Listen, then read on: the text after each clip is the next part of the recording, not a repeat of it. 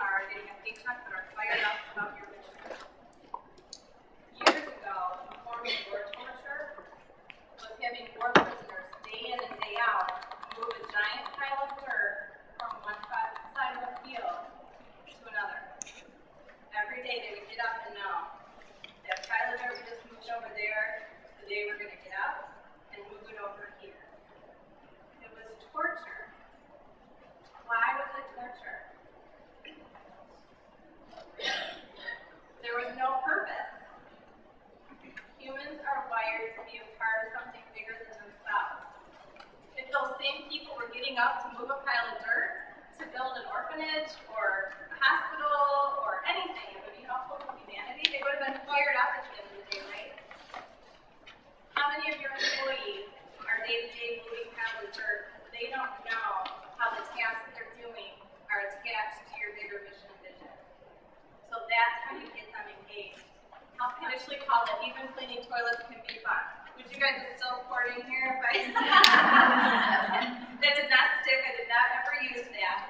But the reason was, one of the inspirations for this was, I said I worked in Henry Health System for a long time, and there was a housekeeper working in one of the hospitals who every day had a great attitude.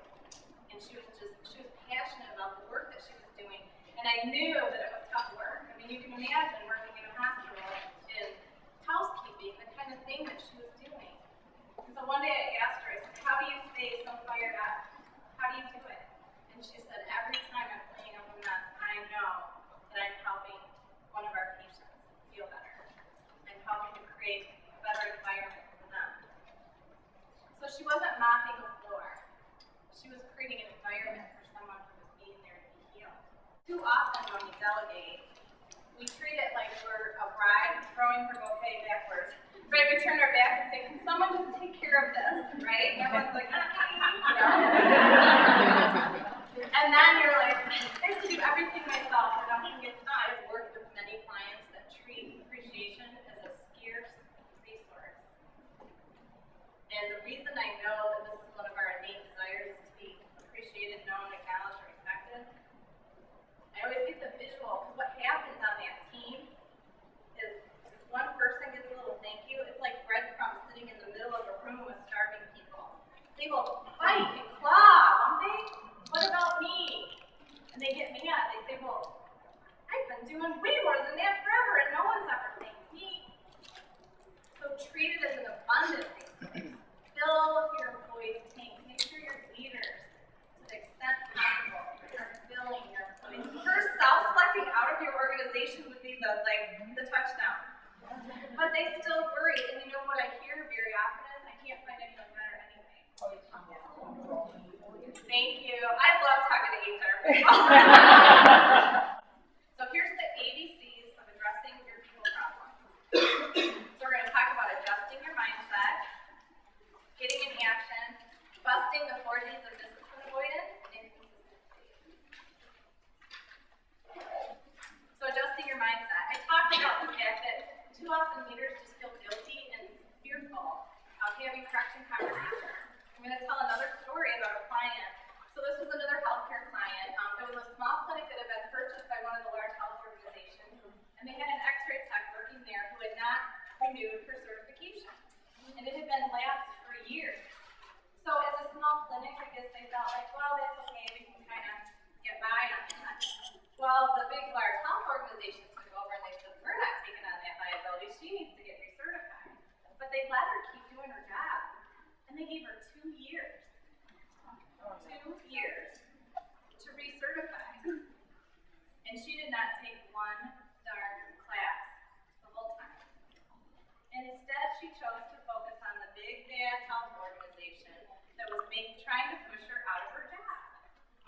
I know you guys have all dealt with people that are so, they just get stuck and they're going to find any reason to not do what they need to do. Well, this poor office manager was so racked with guilt. She said, I just feel terrible. They're going to make me terminate her. And I said, who made the choices for the last 2 years? And they were going to pay for her to take these classes, by the way. So she just needed to make it happen. We used to wow people at the Burger King place. I'm just saying. I didn't do this well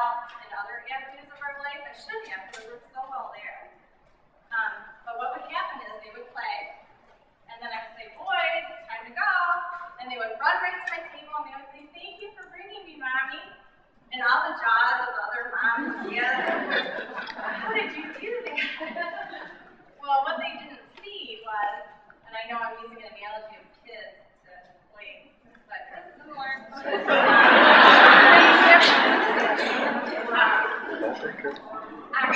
we went in, I would quiz them. What are the 3 rules? I have to eat all my lunch. I have to play nice the whole time I'm there. And when you say it's time to go, I can't get mad. I have to come and say thank you for bringing me money. Perfect. What happens if you don't? I can't come back for a really long time. Perfect. And the thing is, they knew that I was the kind of mom that would follow through.